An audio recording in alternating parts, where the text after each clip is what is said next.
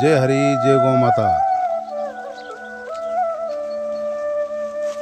राक्षसवाडी बुद्रुक या ठिकाणी गोवर्धन गोशाळा या शाळेच्या माध्यमातून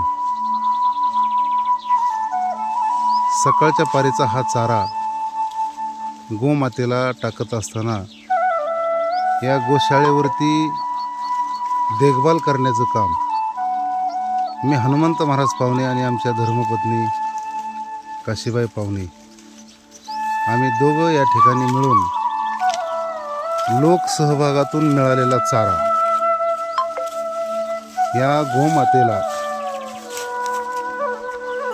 टाकण्याचं काम दिवसभरातून आमचं हे असं काम चालत असतं।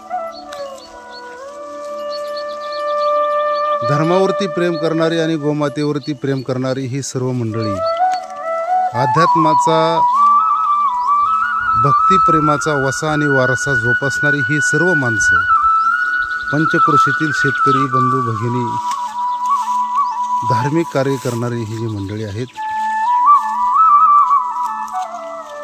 हिंदू संस्कृतीचा प्रचार आणि प्रसार करणारी सर्व मंडळी,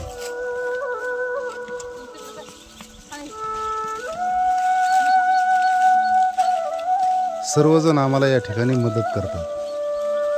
जरी आम्ही गोशाळा चालवत जरी असलो तरी हा खेळ नव्हे एकल्याचा, म्हणून जमिवला मेळ। भगवान परमात्म्याने सर्व विभूती या ठिकाणी तयार केली। कोणाच्या तरी माध्यमातून भगवंत आपल्याला मदत करत असतो। जसं महाराज म्हणले, तुका म्हणे सांगू किती ह्यात भगवंताच्या मूर्ती। हा शेतकऱ्याने आपल्याला दिलेला दान म्हणून चारा आहे। ही मका आहे। ज्या शेतकऱ्यांकडं शेती उपयोगी उद्योग म्हणून दूध धंदा करतात, त्यांच्याकडे गायी असतात, म्हशी असतात, तरीसुद्धा एक गोमाता हिंदू धर्माचं आराध्य दैवत म्हणून त्यांनी हा चारा आपल्याला या ठिकाणी दान केलेला आहे। आणि हा चारा वाहण्यासाठी आपण एक 0 बजेटमध्ये आपली असणारी ही ओमनी गाडी, आणि ह्या ओमनी गाडीचा आपण असा वापर या ठिकाणी चारा वाहण्यासाठी या ठिकाणी करतो। असा हा सुंदर चारा आपल्या गोमातेसाठी ज्या मंडळीने आपल्याला दान केला, त्यांचं मी गोमातेच्या वतीनं आणि सर्व गोरक्षकांच्या वतीनं आभार व्यक्त करतो। त्यांना लाख लाख शुभेच्छा मी देतो। असं धर्माचं कार्य जर आपण चालू ठेवलं तर नक्कीच या ठिकाणी पुन्हा या भारत देशामध्ये सोन्याचा धूर निघल्याशिवाय राहणार नाही। गोमातेच्या आशीर्वादाने धर्माची वृद्धी झाल्याशिवाय राहणार नाही।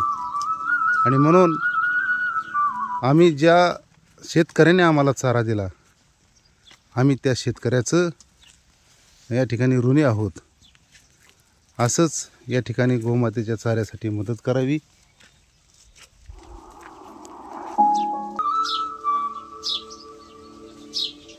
ही आमची राक्षसाई बहुउद्देशीय सेवा संस्था संचलित गोवर्धन गोशाळा, हे आमच्या मातोश्री आहेत।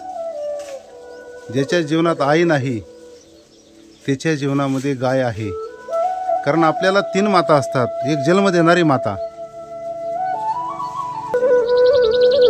दुसरी आहे ती ही गोमाता, आणि तिसरी आहे ती धरती माता।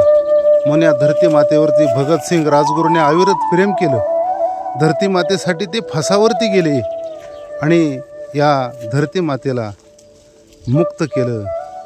तिच्या ऋणातून ते स्वतः मुक्त झाले।